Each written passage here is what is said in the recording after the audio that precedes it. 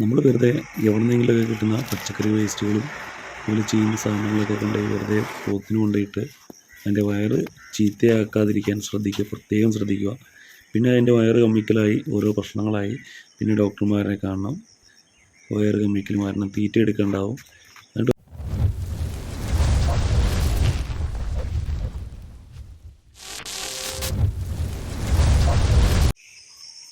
Hi friends, പുതിയൊരു വീഡിയോയിലേക്ക് എല്ലാവർക്കും സ്വാഗതം.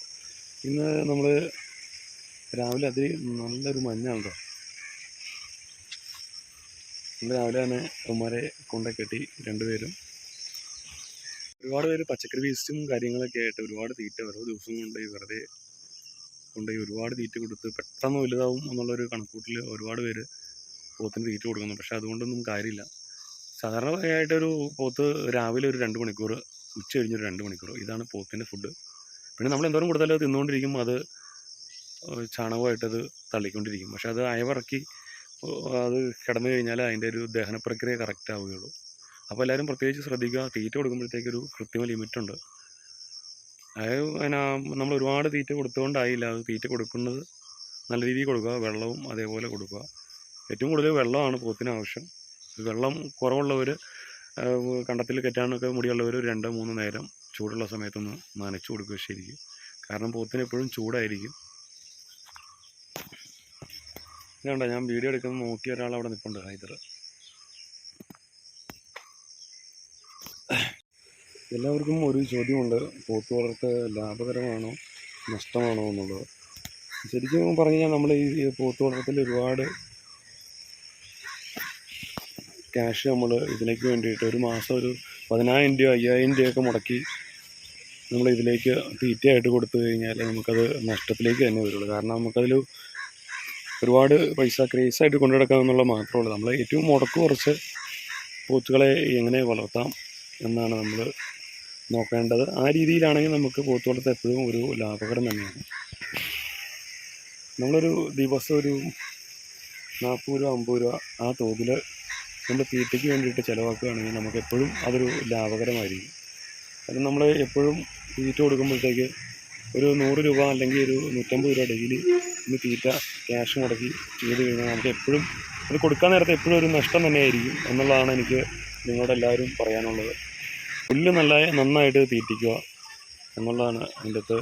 വേറെ കൈത്തീറ്റ കൊടുക്കുക, ഒരു നേരം ഫുഡായിട്ട് കൈത്തീറ്റയും കൊടുക്കുക. നമ്മൾ ഏകദേശം നമുക്ക് ലാഭകരമാക്കാനായിട്ട് ഒരു പോത്തിനെ നോക്കുന്നതും 5 പോത്തുകളെ നോക്കുന്നതും 10 പോത്തിനെ നോക്കുന്നതും ഒരുപോലെ തന്നെയാണ്. കാരണം ഒരെണ്ണത്തിന് നോക്കിക്കഴിഞ്ഞാൽ അതിൻ്റെ പുറകെ എല്ലാം തന്നെ അനുസരണയോട് കൂടി വരും.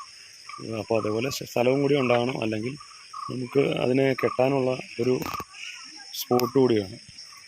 ഇവനൊക്കെ ഉണ്ടോ, അവൻ നല്ല അനുസരണയാണ് എൻ്റെ അടുത്ത്. പക്ഷെ ബാക്കിയുള്ളവരുടെ അടുത്ത് മുഷ്കം കൂടിയാണ്.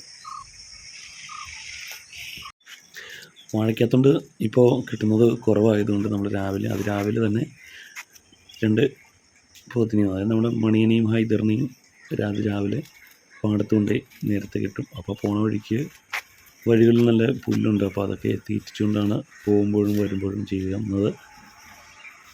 നമ്മൾ വെറുതെ എവിടെന്നെങ്കിലുമൊക്കെ കിട്ടുന്ന പച്ചക്കറി വേസ്റ്റുകളും അതുപോലെ ചീഞ്ഞ സാധനങ്ങളൊക്കെ കൊണ്ടുപോയി വെറുതെ പോത്തിന് കൊണ്ടുപോയിട്ട് അതിൻ്റെ വയറ് ചീത്തയാക്കാതിരിക്കാൻ പ്രത്യേകം ശ്രദ്ധിക്കുക. പിന്നെ അതിൻ്റെ വയറ് കമ്മിക്കലായി ഓരോ പ്രശ്നങ്ങളായി പിന്നെ ഡോക്ടർമാരെ കാണണം, വയറ് കമ്മിക്കൽ മാറണം, തീറ്റ എടുക്കണ്ടാവും. എന്നിട്ട് ഓരോ പ്രശ്നങ്ങൾ പിന്നീട് ഓരോ അലർജിയോ മറ്റു കാര്യങ്ങളൊക്കെ ആയിട്ട് വരും. ഇത് നമ്മുടെ മണിയൻ. ഇവനെ പ്രത്യേകിച്ച് കെട്ടേണ്ട കാര്യമൊന്നുമില്ല. ഇവനെ കയറഴിച്ചങ്ങ് വിട്ട് കഴിഞ്ഞിട്ടുണ്ടെങ്കിൽ കറക്റ്റായിട്ട് ഓൺ സ്പോട്ടിൽ പുള്ളി ആളെത്തും. വന്ന വഴിയൊക്കെ പുല്ല് നിന്നിട്ട് ഇവിടെ വന്നങ്ങ് നിന്നോളും, ഒരു പ്രശ്നമില്ല.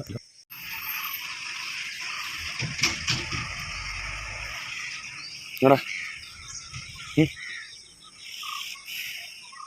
ഞാൻ തീറ്റ തന്നിട്ടില്ല, രാവിലെ ഇപ്പം ഞാൻ അഴിച്ചുകൊണ്ട് വന്നോളൂ.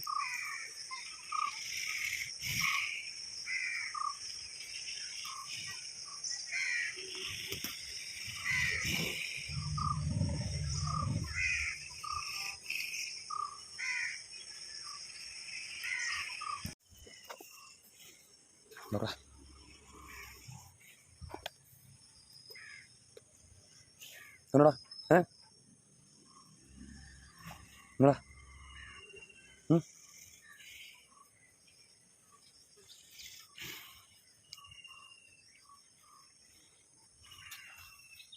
നമ്മൾ നേരത്തെ പോത്തുകളെ ഇവിടെ കിട്ടിയിരുന്നത് ഈ കുളത്തിലും. ഇത് പറ്റാത്തൊരു കുളമാണ്, പാടായതുകൊണ്ട് ഈ കാണുന്ന ഭാഗങ്ങളിലൊക്കെയായിരുന്നു നമ്മൾ കിട്ടിയത്. ഇപ്പം മൊത്തം കൃഷിയും അതേപോലെ നെറ്റ് വെച്ച് മറിച്ച് വാഴയും കപ്പയൊക്കെ നട്ട് നിർത്തിയേക്കുവാണ്. അത് ഈ ഭാഗത്തൊക്കെയാണ് നമ്മൾ കെട്ടി അങ്ങോട്ടും ഇങ്ങോട്ടും മാറ്റി കെട്ടി അഡ്ജസ്റ്റ് ചെയ്യുന്നത്.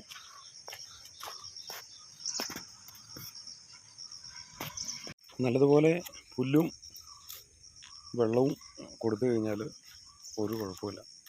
ആ കൂടെ നമ്മൾ വൈകിട്ട് ഒരു നേരം നന്നായി കുടിയും കൊടുത്തു കഴിഞ്ഞാൽ നല്ല പോത്തുകളെല്ലാം തന്നെ നല്ലതുപോലെ കയറി വരും. നമ്മൾ പോത്ത് സംബന്ധമായ എന്തെങ്കിലുമൊക്കെ സംശയങ്ങളോ കാര്യങ്ങളുണ്ടെങ്കിൽ നമ്മുടെ വാട്സാപ്പ് നമ്പർ കൊടുക്കുന്നതാണ്, അതുമായിട്ട് ബന്ധപ്പെടുക.